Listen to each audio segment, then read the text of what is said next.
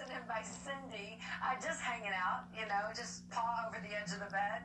We've got Lucy ready to go for some pool time, goggles in tow. And finally, it's Madison who's got her paws up with a little play toy there, it looks like. What a sweet cat. Thank you for sending it in this morning. We'd love to see your pet pics. Hashtag Super Cat Saturday. My Twitter handle is @AmyFree7. We'll do the dogs tomorrow. When we come back, your AccuWeather 7-day forecast and more Eyewitness News. The FDNY is rolling out a new initiative to help firefighters and paramedics who are breastfeeding. Eyewitness News reporter Lauren Glassberg has this story. So this is the pod. Paramedic Amanda Euster is pretty pleased about this new addition to Engine Company 265 in Far Rockaway. It's roomy. You have 2 benches. There's a little table. Here's the outlet, for you to plug in your pump. When she's not out on a call, Euster can come inside this pod to pump milk for her baby. It's the first pod of its kind being used by the FDNY, and it's a game changer for breastfeeding working moms. I love it. I really love it because before that I was pumping in the back of the ambulance or in the bathroom, wherever I could find space. And often those spaces weren't as clean as she would have liked or as private. The pod is both. So at least now I know that it's always going to be clean, where I can put my stuff on and worry about contamination, and it's just me in there. A stress-free environment that serves her and her son Charlie. This Mama Bob pod costs $16,000. The fire department plans to include a dedicated room at all FDNY facilities, and when there is not an option, a pod will be added. And with the female ranks of EMTs and firefighters growing, it is a necessary accommodation. It's the department's goal to have a nursing pod or a room set aside at every fire department and EMS station so that all women who are still nursing have the opportunity to pump at work.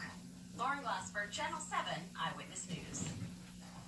So creative. What a great idea. Well, makes sense, right? Yeah. It's like a tiny house for the mamas. But I love the fact that the FDNY is becoming diverse enough in terms of gender that this is even necessary. That's a good sign. Right. Slow process, but obviously it's getting there. Yes, what a great model for other professions. So many other people have issues like that. It's the law. You can't just use the bathroom, so Right. you're getting the clue.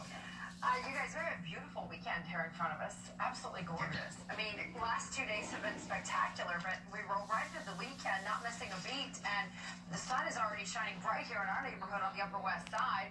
We're just across from Lincoln Center, and it's going to be a fantastic day. They did the big opera out on the plaza last night. It was just so incredible to see that. You can go for free and listen to the performance. 73 degrees right now. That's the number coming from Central Park. 59% humidity. Humidity's low. We are rain-free around here. Leave those umbrellas at home. Temperatures are already in the low to mid-70s out on Long Island. So reading 74 right now for West Hampton. We have Yampak at 72 degrees down the Jersey Shore. Temperatures low to mid-70s there. We actually started in the 50s in some of the outlying areas up to the northern counties. Monticello started at 55. They're already up to 65. So not going to have any problem warming up. What about the humidity? When we get real sticky around here or oppressive, the dew points are in the 70-degree range. We've really been in a very pleasant to invigorating zone here where we've had 50 to 55 degree dew points. In fact, Thursday afternoon was so low as 48 is off the charts comfortable. Here's what we're looking at for dew points in the future cast. We're going to turn them into the 60s over the next 24 hours, and that will be an increase in humidity, increase in mugginess that you'll definitely notice a difference. We'll hold off for the oppressive zone as we get into late Sunday night to Monday. That's when we're going to turn those dew points up into the near 70-degree range. And you will feel a difference there because we also will have a return to 90-degree readings, so triple-digit feels like temperatures for early next week. For the rest of this day, upper 70s to near 80 degrees. It's going to feel real nice and look that way. Across the board, the warmest temperatures will be inland, so we may be upper 70s for some of the island temperatures, and also down the Jersey Shore, upper 70s. Everybody else reading 80, 81 as we get a little further inland. So south-facing wind here this morning is what's providing a little bit of coolness to those areas. Now, looking at the tropics and actually Hawaii, we're looking at Lane, and the latest information coming in, more than 45 inches of rain falling from this storm, which the center of the storm, the most powerful part, stayed well offshore, so winds weren't necessarily a factor that rain has been and will be. Even as a tropical storm, it's got about 24 hours of rain-producing potential as it moves north-northwest at 3 miles away from the island with a 65-mile-an-hour wind. So it becomes a fish storm here by the end of the weekend, but not without leaving a mark. An incredible amount of rain there to contend with. Future cast for us puts us in the low 80s today and weekend tomorrow, and then it's full steam ahead for sure heading into Monday, Tuesday, and Wednesday, where our temperatures will be pushing the 90s. By the way, the front that tries to come in here late on Sunday night maybe produces a sprinkle for the Catskills. That's about it. Jersey Shore tomorrow will be dry with 82.